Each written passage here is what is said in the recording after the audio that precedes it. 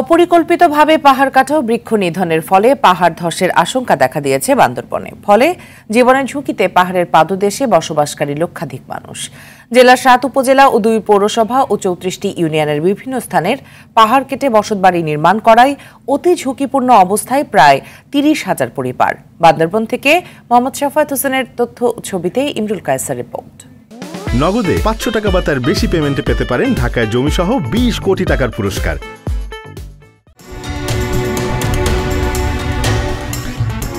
নিদারুণ সুন্দর এই প্রকৃতি যে কারো মন কাড়বে, তবে এই সুন্দরের আড়ালে রয়েছে বান্দরবনের লক্ষাধিক বাসিন্দার ঝুঁকিপূর্ণ জীবনের গল্প। স্থানীয়দের অভিযোগ, বান্দরবনের ৭টি উপজেলায় নিয়মের তোয়াক্কা না করেই পাহাড় কেটে বসতি স্থাপন করেছে কিছু বাসিন্দা। অপরিকল্পিতভাবে পাহাড় কাটা ও বৃক্ষ নিধনের ফলে পাহাড় ধসের আশঙ্কা দেখা দিয়েছে। সামান্য বৃষ্টি শুরু হলেই মাইকিং করে স্থানীয়দের সরিয়ে নেওয়া হয় আশ্রয়কেন্দ্রে। পাহাড়ের এসব বাসিন্দা নিজেদের ভিটেমাটি ছাড়তে নারাজ, তবে ঝুঁকিতে বসবাসকারীদের স্থায়ী পুনর্বাসনে সরিয়ে নেওয়ার দাবি স্থানীয়দের। বর্ষা যদি আসে, আমরা তো বয়ে কোথায় যাব, কোন জায়গায় থাকবো? আমরা তো গরিব মানুষ, আমরা তো মৃত্যু ঝুঁকিতে আছি, আমরা কি করব? আমরা এখন পাহাড়ের উপরে খুব ঝুঁকিপূর্ণ ভাবে বসবাস করতেছি।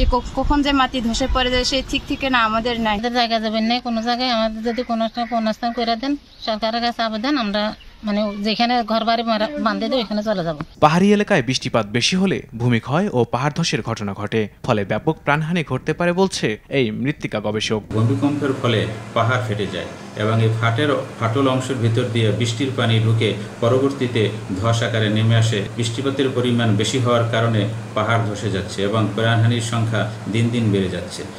নগদে ৫০০ টাকা বা তার বেশি পেমেন্টে পেতে পারেন ঢাকায় জমিসহ ২০ কোটি টাকার পুরস্কার।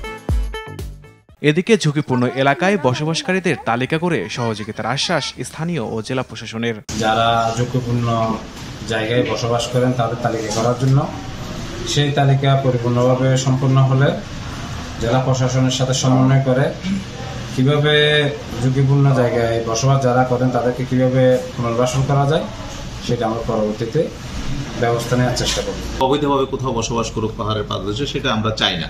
কোনো প্রাণহানি হোক সেটাও আমরা চাই না। যদি আমাদের দৃষ্টিগোচর হয় অবশ্যই আমরা সেই ধরনের ব্যবস্থা নেব। যারা পাহাড়ের পাদদেশে বসবাস করছে তারা যেন নিরাপদ আশ্রয়ে চলে যায়। জেলা প্রশাসনের তথ্য মতে গেল ১০ বছরে পাহাড় ধসে নারী শিশু সহ প্রায় শতাধিক মানুষের মৃত্যু হয়েছে। ইমরুল কায়েস, RTV।